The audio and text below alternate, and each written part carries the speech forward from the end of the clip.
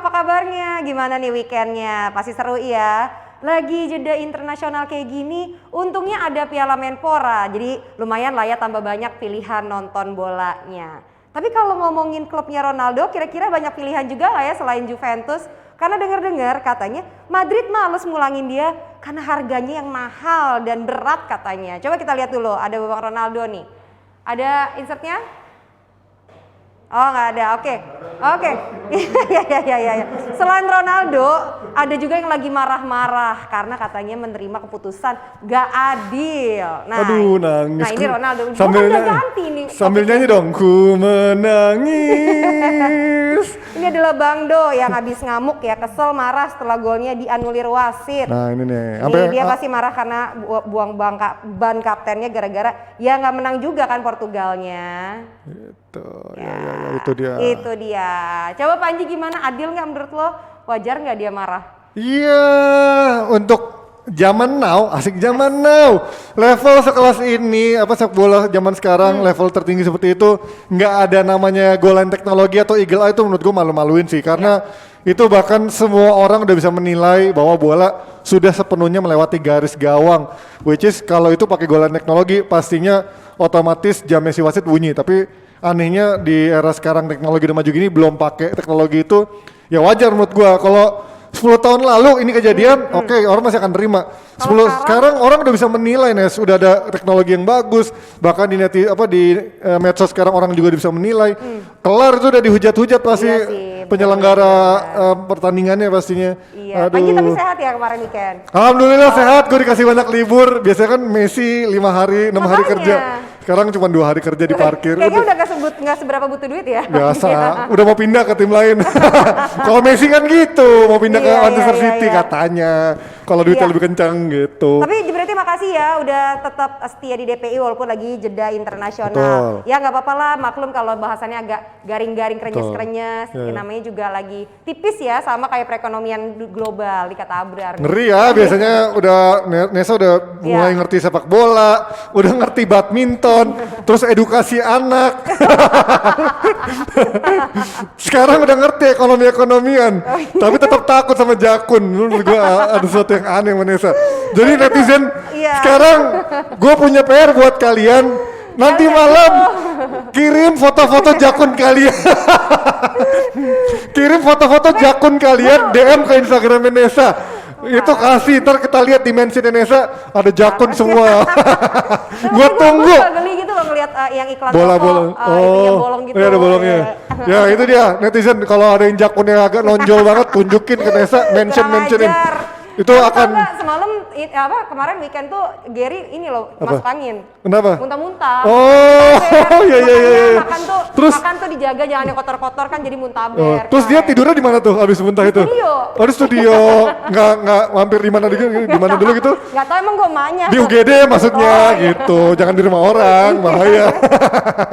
Gary mancing-mancing. Tapi tenang, buat yang ngerasa garing seminggu kemarin ini gue juga sama. Tapi yang jelas weekend nanti udah ada mulai liga dan pasti minggu depan bahkan udah ada quarter final UCL. Jadinya kalian yang para pecinta bola yang kemarin ngerasa garing akhirnya sekarang bisa nonton lagi tuh. Para pecinta DPI, Nesa Lovers, Panji Haters, ayo kita kumpul pokoknya di DPI bareng GeForce ya. Fast Moving Automotive Parts punyanya Indonesia, pabriknya di Indonesia, buatan lokal tapi kualitasnya no play. Buat kalian pecinta otomotif langsung aja yuk di follow Instagramnya GeForce di GeForce_id. Dan jangan lupa juga subscribe dong YouTube channelnya GeForce Santini. Setiap minggu Mimin suka bagi-bagi kuis nih di IG-nya ya, jadi nggak rugi kalau follow. Terus kalau kalian juga penasaran sama produknya, pengen beli, pengen cek speknya, apa aja, itu tinggal cari aja di e-commerce kesayangan kalian seperti Tokopedia, Blibli.com, Shopee, dan lain-lain. Bukalapak juga ada. Wih, udah makin banyak ya. Yang pastinya no play buat GeForce. Yang pastinya berarti menonton setia kita ini udah pada hari ini pasti bakal banyak yang gabung dari Argentina, Indramayu, Bali, Bukit Batok, Singapura, Manokwari, Tanah Tinggi, itu udah langganan-langganannya. Tonton setia DPI lah pasti. Terus kita tunggu. Mas Aryo mana Min? Jawabin dong. Kangen dua Tinder, jawabin Sabar. dong. Mardel aja udah comeback ke DPI. Nanti yang lain juga pasti bakal comeback semua. Termasuk yang waktu itu pandol-pandol kita panggilin kalau perlu ya. Kalau udah mulai garing. Karena Kang Jalu juga bisa cuma sekali seminggu. Mas Aryo masih sibuk mempertaruhkan karirnya. Nggak tahu sih. Kemarin kan sempat datang ke sini yang membukaan kopi kan. Mungkin dia menceritakan alasannya kenapa dia belum bisa gabung, mungkin sibuk kali ya. Oke lah, mungkin karena ini channel YouTube kita udah balik kan ke Jebret Media TV, dan kita juga udah seperti biasa udah tambah banyak playlist kita. Salah satunya ada Jebret Talks ya dengan El Loco Gonzales. Edisi spesial. Kita lihat dulu cuplikannya. Dan waktu itu kita harus lewat. Ya. Oke, ayo coto. Ya, kita berhenti masuk sampai tujuan kita. Kita turun, wah basah semua. Percuma mandi. Ya, oke, mi amor, ada coto. Ada kambing, ayam semua. Masa kita latihan di sini? Ya waktu itu teman. Bukan karena kamu berarti? Bukan karena saya. Karena teman? Karena saya goblok. Ya kenapa julukannya El Loco di sana? Enggak tahu, harus tanya di sana. Tanya dong. Iya, nanti saya telepon. Telepon. Saya nanti ke wartel telepon saya. Wartel lagi. Udah gak ada Loco. Dia tahu. Itu kamu masih umur 20 tahun. Makanya saya dengar-dengar salah satu syaratnya itu Loco. Kamu dapat presidential suite. Itu dia Jebret spesial sama El Loco yang pastinya sudah ada di channel kita di Jebret Media yang sudah kembali. Jadi monggo yang ingin menyaksikan interview Pak CEO dengan El Loco bisa langsung mampir ke channelnya Jebret Media TV pastinya ya. Dan semalam ini kualifikasi Piala Dunia nggak susah-susah amat lah buat Inggris. Ya Spanyol mungkin menangnya last minute ya dengan tendangan Dani Olmo. Terus juga ada Italia yang menang semua. Tapi Inggris nih yang memang medianya paling kencang memberitakan pemain-pemainnya secara besar-besaran. Bahkan inilah yang membuat main-main Inggris menurut gua overrated karena dari laga-laga seperti ini aja banyak pemain-pemainnya yang diangkat-angkat. Salah satunya kita makanya akan diskusikan bener nggak sih terlalu overrated atau terlalu dibesar-besarkan sama media Inggris soal Mason Mount yang di tim nggak cuma di timnas Inggris, belakangan di Chelsea juga dia dipuji di eranya Thomas Tuchel juga bisa menjadi salah satu andalan, dan di Inggris pun kemarin Roy Keane yang biasanya punya sepaham sama Coach Yasin juga memuji seorang Mason Mount. Kita tanya sama Coach Yasin dulu, pandangannya yang biasanya lo agak sedikit kritis sama Mason Mount melihat permainan Mason Mount tadi malam, Coach. Bodoh amat. Bodoh amat. Warnanya orange, Belanda banget dah. Mason Mount, ya gue sih nggak berubah pendapat gue.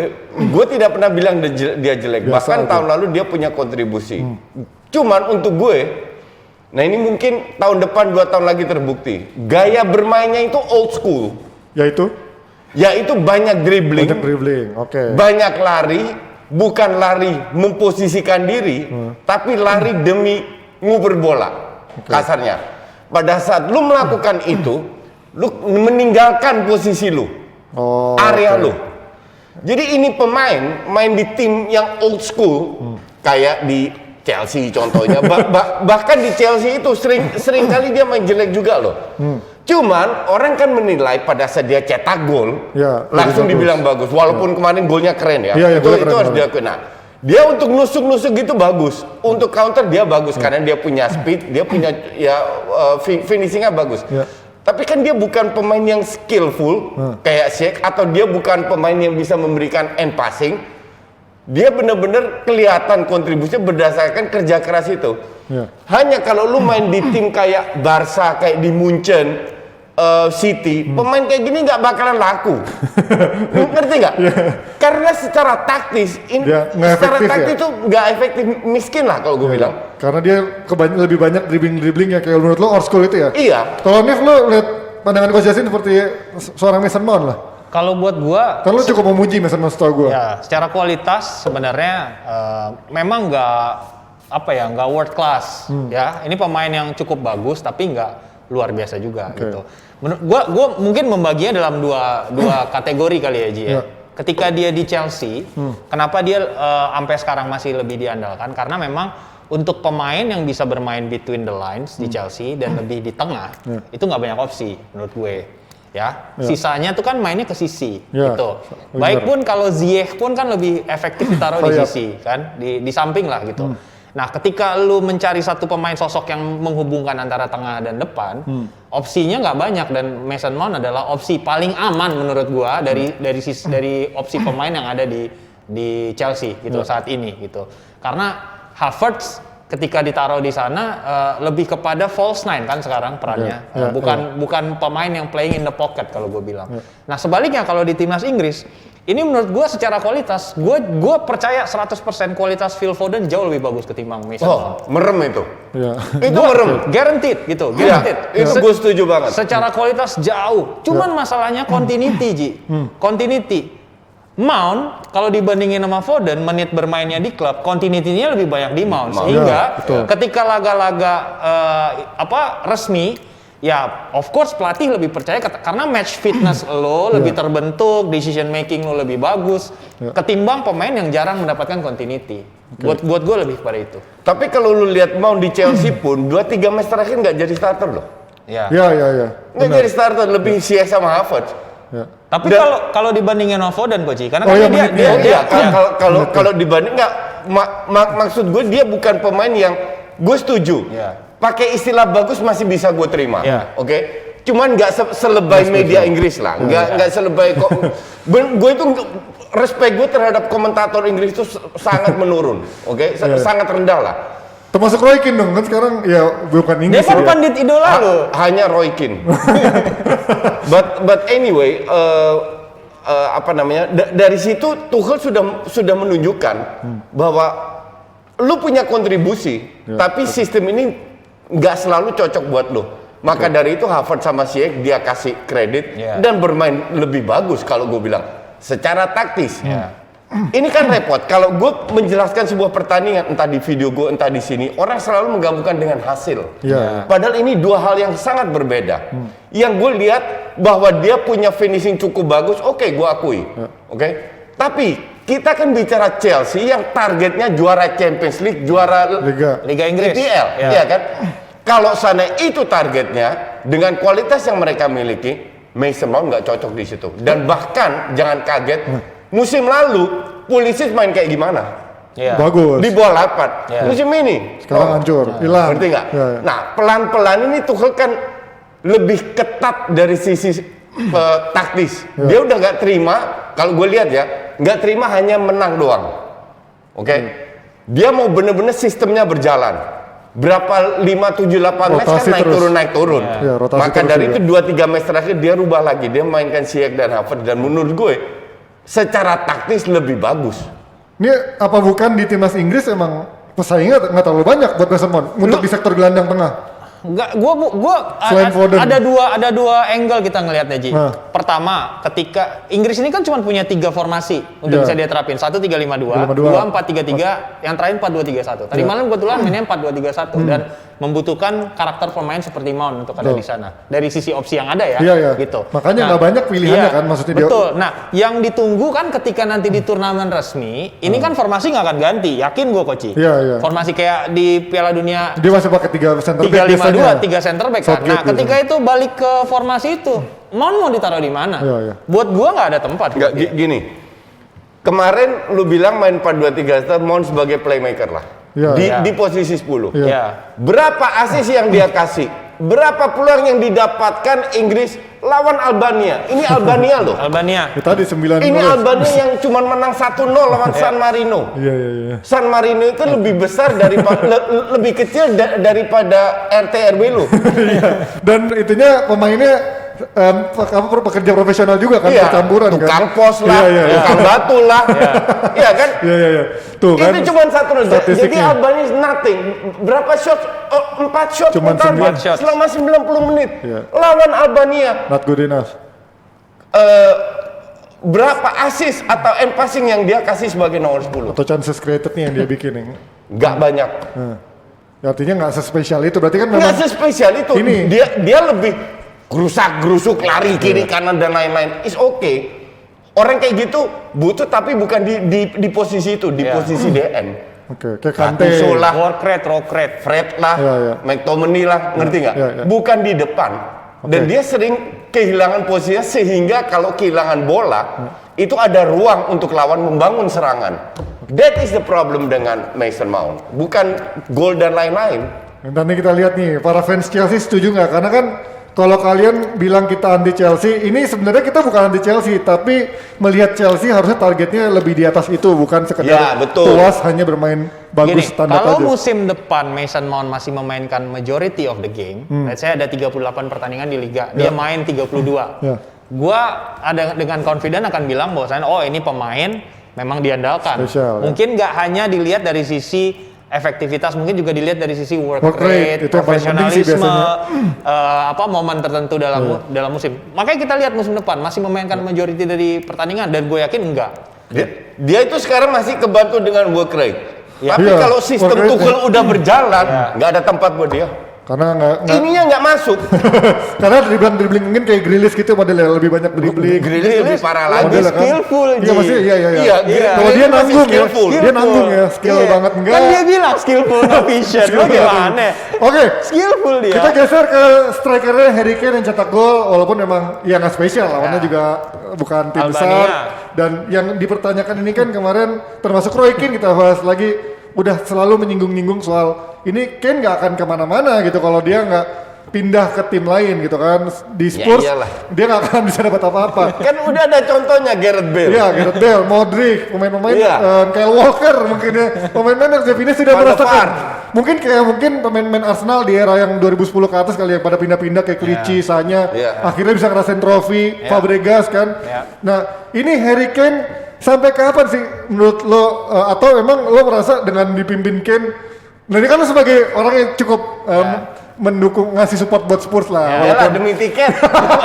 lo melihat ada nggak sih peluangnya Spurs dengan Kane yang memimpin timnya ini untuk juara Gini, Ji, gitu? gue tuh membela, tapi gue juga realistis.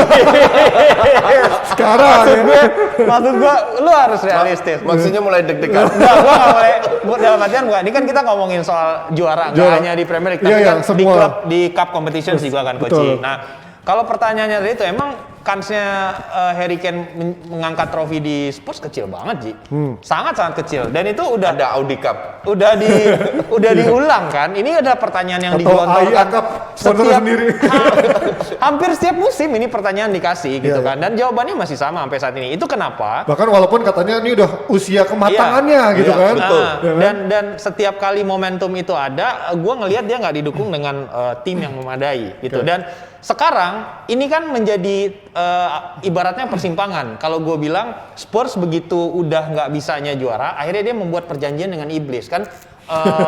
Istilahnya gitu, made the pact atau made a deal with the devil the gitu devil, kan, ya. dengan menunjuk Jose Mourinho. Ya. Jose Mourinho seburuk apapun Jose Mourinho, Biasanya dapat trofi. ini serial winner Ya, gitu kan, biasanya. serial winner. Dulu. Iya.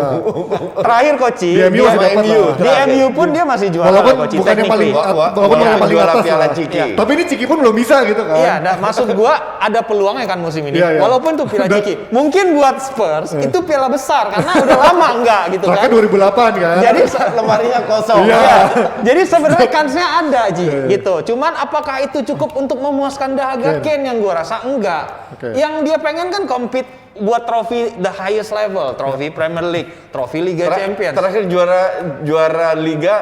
Enggak ada Liga mah, dia udah lama banget. Kalau Piala Liga kan 2008 yang masih inget gua kan, 2007 atau 2008 Nenek gitu. gue belum lahir kali.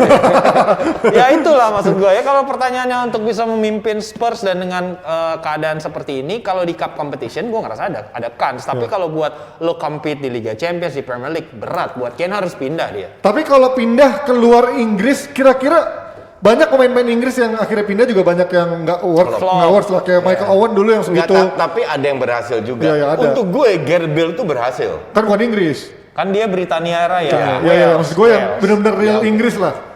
Kayaknya Michael Owen yang dulu katanya fenomena prodigi muda. Michael Owen gue bilang nggak ada fenomena-fenomena. Gini, itu gua- kan orang Inggris kan lebay. Gua tahu orang Inggris tuh karakternya kayak gimana. Very reserved, Ya, sangat lebay. tradisional dalam artian tuh, Konservatif. kalau gue lihat konservatif, nggak mau, bahkan dia punya pride yang tinggi, nggak mau belajar culture lain. Iya. For example, nggak mau belajar bahasa lain. Iya, Mereka iya. pengennya ya lo ngomong bahasa Inggris saya, pride itu begitu tinggi. Itu Kebanyakan, kenapa menurut gua banyak banget orang Inggris yang nggak Gagal. sukses, pemain Inggris yang nggak sukses di luar negeri. Dan menurut gue ini bisa jadi salah satu blocker buat Harry Kane. Apalagi kalau udah tua ya. Dia ngomong bahasa Inggrisnya kayak kumur-kumur aja. Ya kayak gue lah ngomongnya kan. Dia Iya, mirip-mirip masih gua. kumur-kumur. Mau disuruh ngomong Spanyol lagi dia, udah ngadi-ngadi. Gimana coach, lo kalau ngeliat gaya mainnya dia bisa works nggak sih main sama Barcelona lah contohnya atau Real Madrid yang gaya mainnya Bisa. nggak old school kayak Gue Inggris lihat gitu. dia tidak jauh beda dengan Benzema. Skillnya ya, kemampuannya. Walaupun Jadi dia butuh seperempat peluang dan di samping itu dia bisa berikan assist. Ya, betul. Gue lihat Harry Kane main di Madrid dengan gampangnya dia menggantikan Benzema. Ya. Di Barcelona pun demikian. Jadi this guy is so good bahwa dia dia bisa bermain di mana-mana. Main di tim bapuk aja bisa 3-4 tahun konsisten cetak gol terus.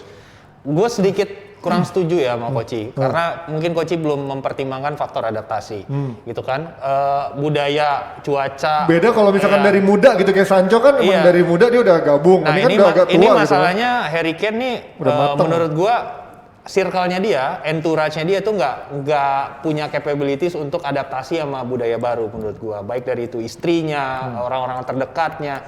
Kalau main secara kualitas gue setuju sama Koci, gampang lah slotting easily di Real Madrid. Tapi beda Ji, ada dua, satu budaya, dua tekanan. Ketika dia nggak bikin gol di Madrid, let's say 3 pertandingan, Beda ayo cerita, lo. belum tentu. Belum Ya. tentu dia nerve-nya setenang ketika di Tottenham, karena beda.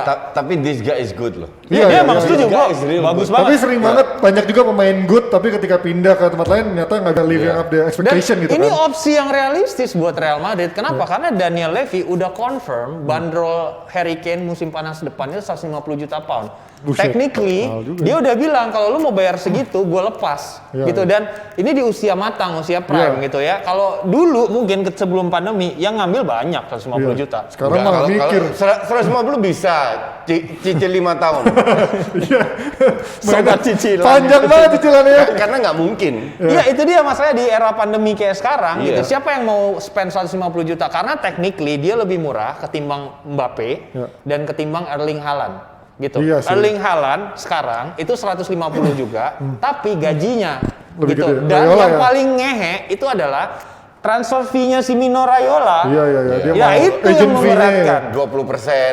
Itu yang memberatkan. Lu bahkan lu tahu kan ketika lu Pogba. beli Man United beli Pogba, Ibra juga. itu 40 juta ke si Mino. Gila, Kan emang agent gila. Juventus digerus gitu. Tapi kan kalau Haaland tahun depan 2022 katanya ada 65 juta pound sterling, tapi belum sama apakah plus-plusnya. itu pertanyaan gua, siapa yang mau kalau lu ketika 65 juta itu kan Iya. haknya Haaland. Haaland mau nunggu nggak pertama. Yang kedua adalah kalau ketika udah 65 juta, Haaland bisa milih, Bos. Iya. Milih dan ini menurut gua adalah kesempatannya tim-tim berduit sekarang kayak Chelsea. Untuk Ya. ambil. Lu kalau mau compete 150 juta duit ya nggak banyak klub yang bisa keluarin sekarang. Nah, lu compete lah di duit.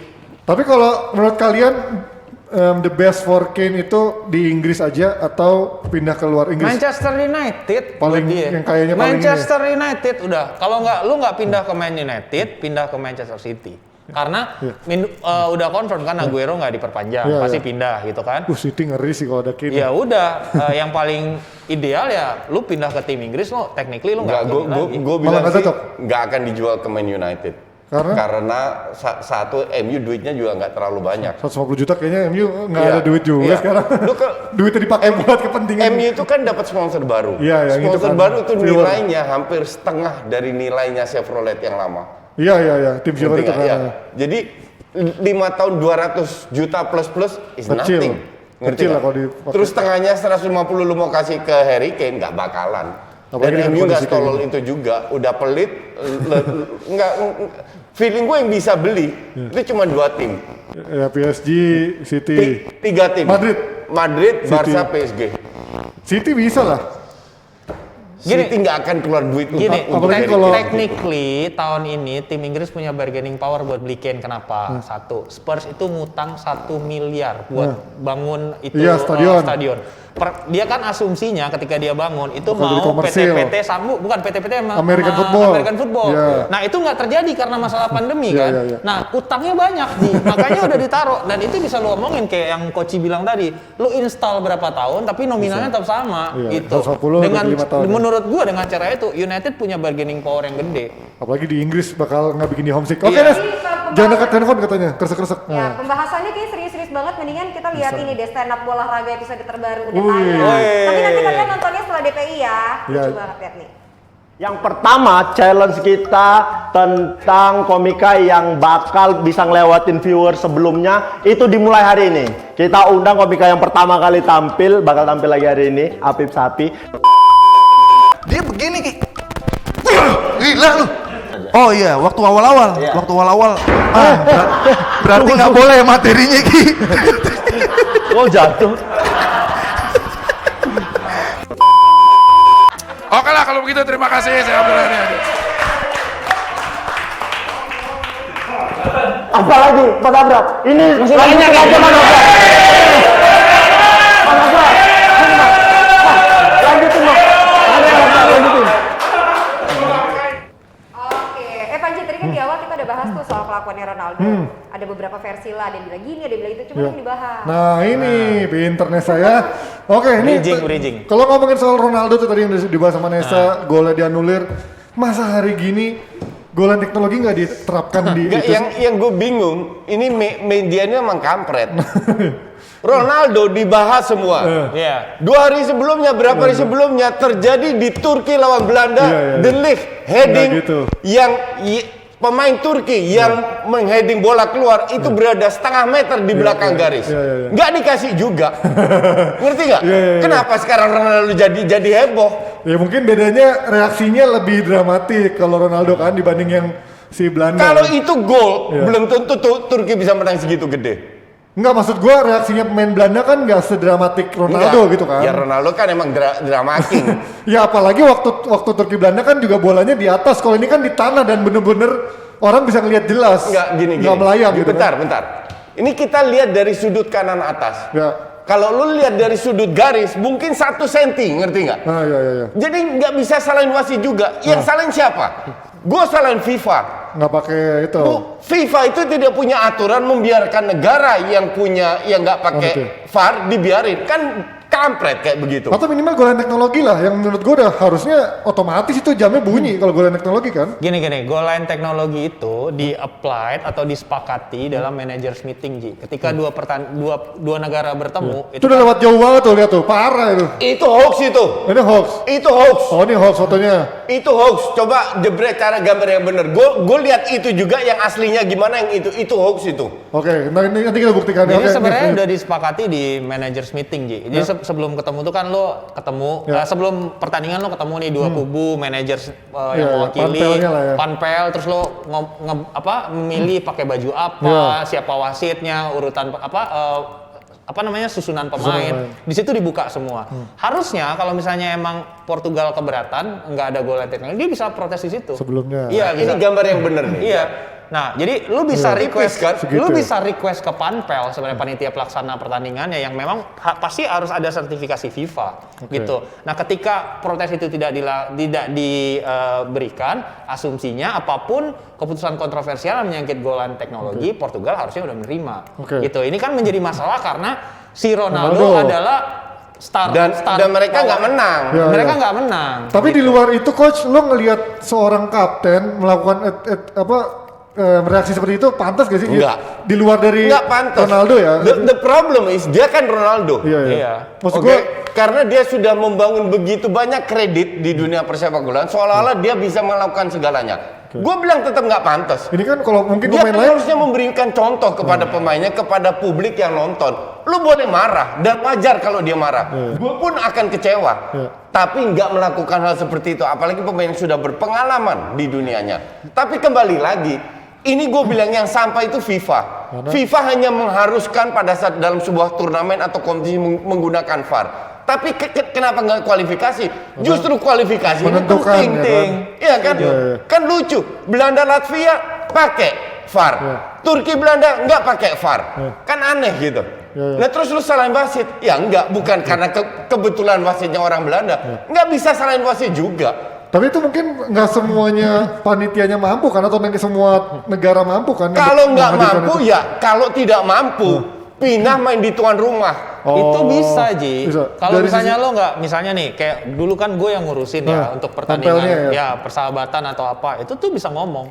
Jadi misalnya demand-nya apa dari tim lawan. Harus menanggung semua pesawat, hotel. Akomodasi ya. Itu lu boleh minta gitu kalau lu diundang atau lu home and away, lu nggak sanggup, ya lu ngomong gitu. Kalau juga. Iya, begitu. Nah, kembali lagi ke FIFA kan. Kalau FIFA mengharuskan Turki akan main dua kali di Belanda. 2 kali di ujung-ujungnya apa? Gak ada masalah deh, keluar duit. Dia main di kandang. Kan begitu. Betul. Cuman kan yang menjadi masalah itu gesturnya Ronaldo membuang ban kapten. Itu kan sesuatu yang sakral kan. Kalau bukan Ronaldo mungkin malah kena hukuman besar ini. Dihajar sama media. Iya, makanya ini ini kapten yang nggak bisa kasih ini hanya karena Ronaldo fansnya banyak terus dipuji-puji. Contoh gampang Granit Xhaka Ya, gitu kan. ya, Melakukan hal disrespect langsung flop lah karir. Dihajar sama fans sendiri. Betul. Nah, Banting ini kan kapten. lu gimana lu mewarisi armbandnya tuh dari seorang yang juga respectful kayak Luis Figo misalnya kan.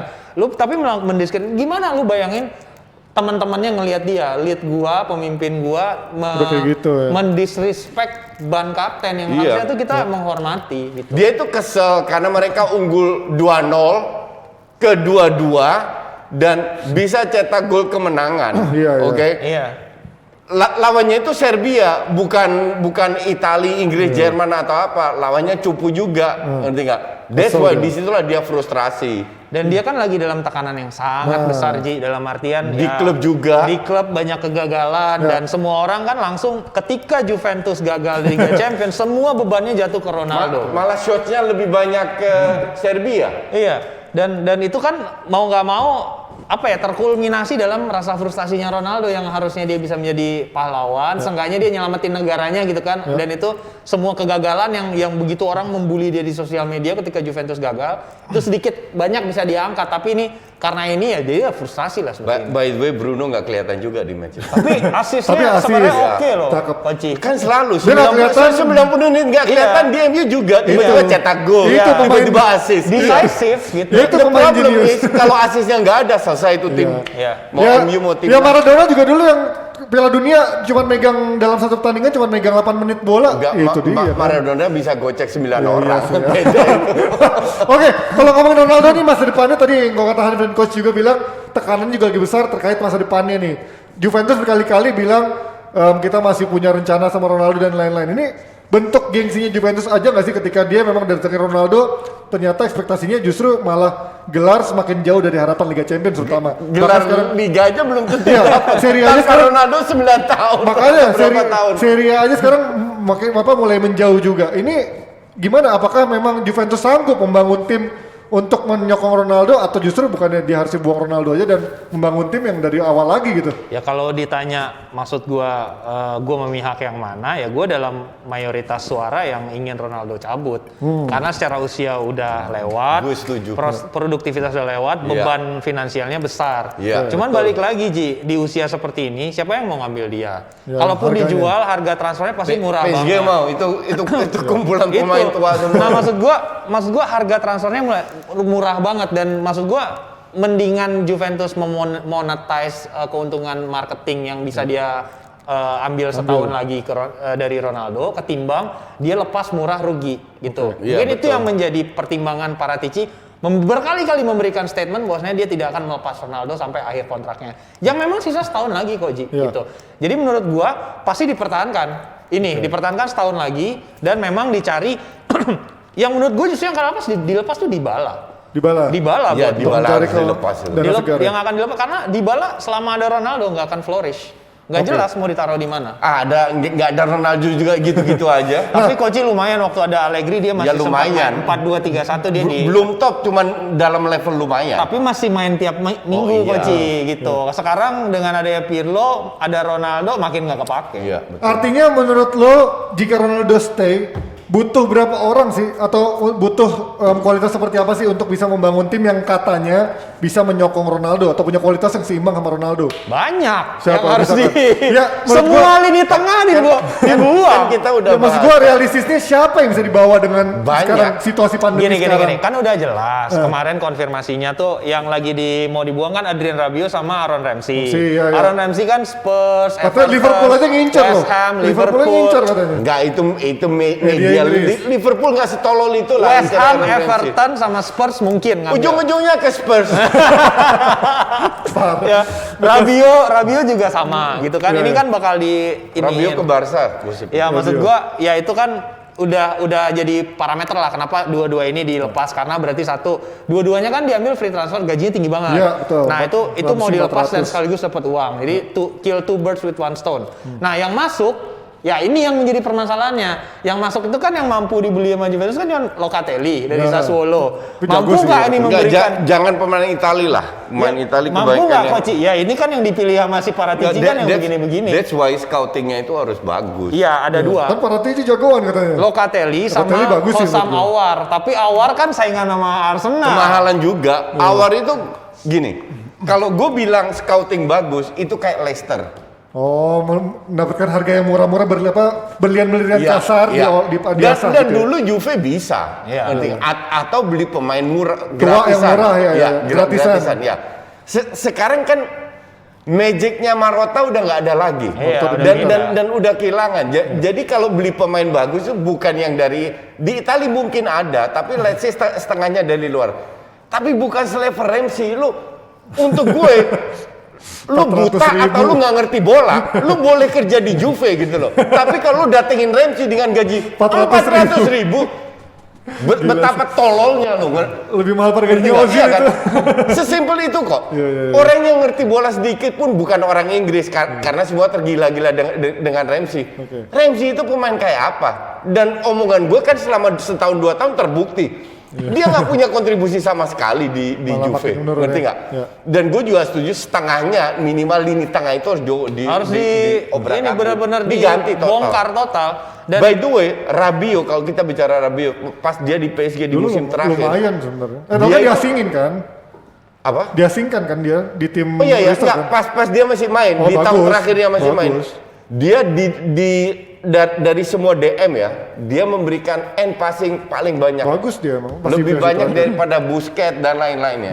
ya ini kan lebih kepada faktor finansial aja buat Rabiot karena ketika Rabiot dijual value transfernya gede Ji. Iya, Nah iya, ini iya. yang bisa Masih gede. dijadiin bahan buat Juve ngambil Locatelli dan possibly Awar karena kan memang sekarang Deschilio itu kan dipinjemin ke Lyon. Nah ini mau Dulu the dijadiin next Maldini nih. Iya, ya kan? nah ini mau dijadiin bahan negosiasi untuk bisa dapetin Awar ya. Lu ambil aja Deschilio secara bagian dari transfernya Awar untuk nurunin. Awar masih mending. Masih mending. Awar masih kalau gue jadi Awar dengan gaji yang dia bisa dapat dari klub Inggris, Iya. kalau Juve mau bayar gajian segitu, gue mending ke Juve. Iya. Kemarin kan nih sebenarnya kalau Juve banyak yang bilang kemarin Donnarumma kan akhirnya katanya mau perpanjang kontrak setahun kan. Tapi banyak yang bilang kayaknya nih akan ujung-ujungnya ke Juve kayak dulu Buffon ataupun siapa kiper timnas. Perin pun juga waktu itu pernah diambil juga ke Juventus. Kalau menurut kalian ini memungkinkan nggak sih tahun depan seorang Donnarumma cabut ke Juventus yang memang kayak mirip di Munchen ujung-ujungnya Juve Ya, ujungnya mungkin Munchen lah. gitu.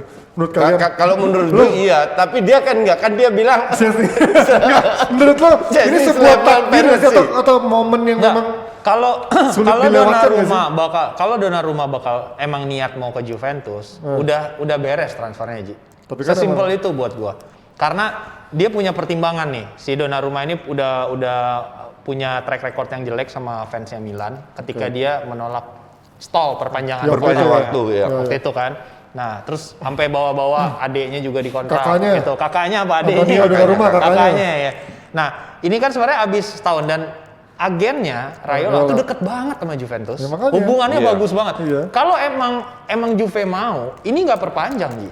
ya, Sesimpel itu. Kalau Kalau emang emang Juve, dia mau ya. sorry, Donnarumma-nya Mau. mau, gitu. Donnarumma-nya mau. Bahkan ketika dia mau habis kontrak pertama kali, Donnarumma ini kan bimbang, Iya. ditiupin nama Raiola buat pindah. perpanjang kontrak. Nah, sampai bapaknya ikut negosiasi ininya. Nah, ini Kakaknya menurut gua, dimasukin. nah ini yang menurut gue yang beda sama kasus ini orang. Ini adalah pemain yang potensial, tapi nggak segitu gampangnya disetir sama Raiola menurut gua. Oh. Sehingga ini nggak langsung jadi nih barang. Kalau gue bilang nggak ada pemain yang nggak bisa disetir sama Raiola. Selatan pun disetir sama Raiola. Emang ini agen emang hebat. Cuman memang kasusnya Donnarumma kita semua sepakat lah bahwa one of the best keeper lah sekarang, apalagi di Serie A. Oke. Di usia sangat muda kalau Masih gue jadi muda banget, Donnarumma, gue cari big money. Atau Yaitu ke Juve mungkin bisa bayar, PSG, I don't know. atau Maldini, Koci. Atau sosoknya direkturnya Milan yang berhasil, maksudnya seenggaknya mengulur dalam artian bukan hanya maksudnya memastikan, tapi mengulur seenggaknya buying time buat Donnarumma nggak langsung pindah ke direct rival, sehingga mereka bisa buying time, bisa jual keluar, bisa jual keluar. Lebih baik untuk Milan jual keluar. Iya. Nah, ini kalau ngomongin soal jual keluar, tadi kan juga Ronaldo isunya ada kemungkinan kemana, MLS lah, Qatar lah, Liga Cina. Itu kayaknya menurut gua agak jauh lah kalau ngomongin ke sana. Kalau ngomongin soal MLS dan Amerika, kita ngomongin dua pemainnya yang menjadi ikonik. Ini kan Amerika katanya punya banyak the next big thing, pemain-pemain muda, misalnya Genodes lah, Pulisic lah yang kata-katain Amerika. Weston McKennie pemain gue. Menurut kalian ini apakah benar-benar Dibilang udah kocan. Anjing gue baru denger udah kocak. Ini kan dibilang katanya ini punya bibit-bibit yang bisa membawa Amerika langkah lebih jauh lagi kan. Kayak dulu kan ada yang generasinya siapa? Dempsey, Tim Howard. Itu tiap tahun gue Iya, tapi kan kalau eranya itu kan berhasil ke perempat final ya kalau nggak salah ya. Yang waktu ke Piala Dunia yang si Tim Howard sampai save 17 kali itu kan. Lu tahu sepopuler apa sepak bola? Lu tahu gue kan Soccer. 3 tahun terakhir Di Amerika. Gue 3 kali ke New York kan. Semua sport di mana-mana gue pergi semua gue cari. Nggak ada yang jualan. Nyaris gak ada kelihatan kaos tim sepak bola. Sekali-sekali ada timnas Amerika ya. Tapi di situ kan ada Red Bull, New York atau apa. Jarang sekali lu gue bisa dapat itu. Ya itu emang bukan Itu the most popular sengetop itu sports, Amerika. bukan olahraga yang paling populer di Amerika. Sepak bola bahkan bukan. nggak populer. Bahkan nggak nomor 3. Iya, nomor 6-7 kali. American football. Terus ada Hoki, baseball, baseball, ada basket. Basket yang masih Ayo di- lu. Iya. Nggak, apa namanya, ini olahraga populer di bawah imigran. Iya. Ngerti nggak? Imigran Meksiko. Iya, Latin lah. Makanya lebih jago. Maka dari itu gue nggak heran kalau ada sedikit aja langsung wah. Ya tapi kalau ngomongin ini kan pemain-pemainnya juga mulai, bahkan gue ngeliat kayak media-media Eropa termasuk apa sih Copa Mundial, apa Football Mundial mengangkat pemain-pemain yang mulai di Bundesliga, ada beberapa pemain Amerika, termasuk yang Polisi sudah hijrah ke Chelsea, Spanyol McKennie ada. sudah ke Juventus Spanyol. Italia ada 2-3. Nah, ini apakah memang mereka bisa mengangkat menjadi satu timnas Amerika seperti dulu di Piala Dunia 2014 yang memang menjadi sesuatu gitu sebagai kesatuan tim. Bahkan tim U23-nya kemarin nggak tembus ke Olimpik loh. U23-nya Amerika. Kalau dilihat dari materi pemain menjanjikan gitu. Ini kan bibitnya benar, jadi bibit doang mah bagus gitu kan. Tapi pertanyaannya secara tim apakah bisa menjadi sesuatu gitu kan. Kalau lu buat ngeramu sebuah tim golden generation, lu pasti membutuhkan mix antara pemain muda dan pemain yang lebih matang, pemain senior. Di Amerika siapa sih yang ada sosok itu? Udah skip sekarang pemain senior ya sekarang, udah nggak ada. Ya itu maksud gua. Udah skip generation ya. Jadi artinya mantan pemain. Iya maksud gue generasinya itu sangat-sangat jomplang bener-bener muda banget. Terus nggak ada in between atau yang lebih senior. Contoh Belgia lah kan golden generation juga. Tapi kan ada pemain seniornya, ada di sana ada si apa? Masih banyak ya. Toby Alderweireld, Toby, terus ada Eden Hazard gitu kan. Itu yang bisa menjadi ada Dries Mertens. Vermaelen. Itu generasi emas itu. Iya. Dengan zero trophy akan hilang. Lu lihat benchnya Belgia, nggak ada yang lu kenal. Sekarang udah makin nggak jelas sih. Selesai ini generasi udah. Iya, itu maksud gua kan dengan ada komposisi yang lumayan ideal pun nggak bisa berbicara banyak sampai semifinal, tapi kan nggak bisa membawa medali. Apa let alone Amerika? Lu lihat Inggris lah. Generasinya Beckham lah, Scholes lah, apa yang pemain top semua, nothing juga. Kalau polisi Apalagi sendiri menurut kalian apakah dia bisa beradaptasi dengan sekarang skemanya Tuchel yang baru ini? Nah, ini yang jadi masalah. Orang itu selalu melihat skill. Apalagi di Indonesia. Dribbling, suka lihat dribbling. Gue waktu dulu ngelatih, sering dapat pemain pemain yang skillful, visi nol. Ada yang freestyler ya. Gak ada yang gue ambil, ngerti gak? Apalagi lu punya, kalau pelatih lu Mourinho, lain cerita. Ini kan Tuchel, tahu sendiri. Orang salah jalan 2 meter aja bisa ditegur sama dia. Karena lu meninggalkan posisi, lu memberikan ruang kepada lawan. Apakah polisi bisa? kita nggak usah bahas skill. Gue rasa kita sepakat lah. Dia one of the best sekarang skill ya. Gue sih lihat dia berapa kali diberi kesempatan main ya. Walaupun nggak full 90 menit. Tapi dari situ kan kita bisa lihat. Padahal dulu dia bersinar di bawah Tuchel di Dortmund tuh. Tuchel pernah megang dia juga kan. Apa yang berbeda sekarang? Dulu nggak ada tekanan. Sekarang beda. Sekarang banyak kompetitor. Kompetitornya banyak. Dulu masih muda. Dalam arti pemain muda bikin kesalahan wajar. Bahkan ketika Jadon Sancho pun dia muncul dia tersingkir kan. Iya, betul. Iya. Karena secara efektivitas Sancho lebih baik dalam sisi lu lihatlah asisnya double digit dua musim terakhir gitu kan. Jadi secara efektivitas lebih bagus. Nah, itu kan membuat yang akhirnya Pulisic yang dikorbanin ya udah deh gue jual gitu, dan itu dia menghadapi situasi yang sama di Chelsea sekarang. Kompetisinya banyak, ketika ditampilkan dia nggak seefektif itu. Tapi skillnya pun nggak kelihatan sekarang. Iya sih ya. Dulu kan nggak usah jauh. Kalau jadi starter terutama. Tahun lalu. Iya, tahun lalu Tahun bagus. lalu dia bawa bola dari kiri masuk ke kotak penalti. Kalau nggak end passing shooting. Iya ya. Sekarang ngelewatin hilang. Tapi katanya mau diambil sama Liverpool. Waduh. Ceritanya kalau Ya, musim mungkin ini cocok. musim depan masih nggak jadi starter di Chelsea. Feeling gue sih dia dijual. Dia salah satu calon yang akan dijual musim ini. Dan dia bakal generate sangat banyak uang transfer. Karena harganya waktu Ya dia tergantung Chelsea tergantung klub yang mau beli. Iya sih. Kalau MU sih iya. Enggak. Dia kan dibeli kalau nggak salah Lumayan. sekitar dia dibeli 60 juta lebih. Iya, Jadi nggak mungkin dijual di MU bawah kalau beli 50. Fred aja 60 juta. Iya sih. Itu gue kaget sih beli Fred 10 juta. Ya udahlah. Sama kayak beli PP 70 juta. Beli cicil 5 tahun. Asal kalian tahu. Masih ada cicil-cicil. Oke, Mas. Ya berarti pokoknya jangan kemana-mana, setelah ini akan ada PSBB dan Oh, juga iya. udah stand up Stand up bola, stand up bola raga. Stand up bola raga tadi udah tayang jam 8. Jadi Ya. kalau yang kalian belum nonton tadi silakan nonton abis DP, oke? Ya. Pastinya jangan lupa juga tadi nonton PSBB. Pastinya nonton terus kita, walaupun sekarang lebih lagi sepi ya penontonnya karena lagi jeda internasional dan juga agak lebih malam karena membiarkan kalian bisa nonton Piala Menpora, oke? Sampai ketemu besok di Berarti Masihnya. Sampai ketemu, stay safe semuanya. Bye bye. Bye. Kita akan masih memberikan sajian spesial untuk kalian. Siapa dia? Ini dia. Pudel Popon. Silakan dinikmati dulu yang mau enak-enak dulu. Yang pertama ini yang mau kita bahas adalah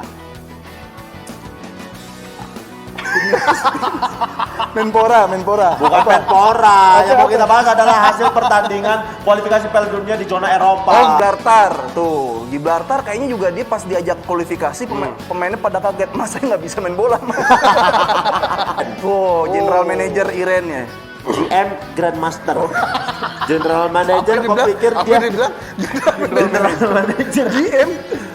Memang betul GM itu General Manager, tapi di sini Dia di Grandmaster. Iran tuh dicatur emang jabatannya GM tapi Grandmaster, Pit. Karena di posisi sebenarnya cuma kepala cabang.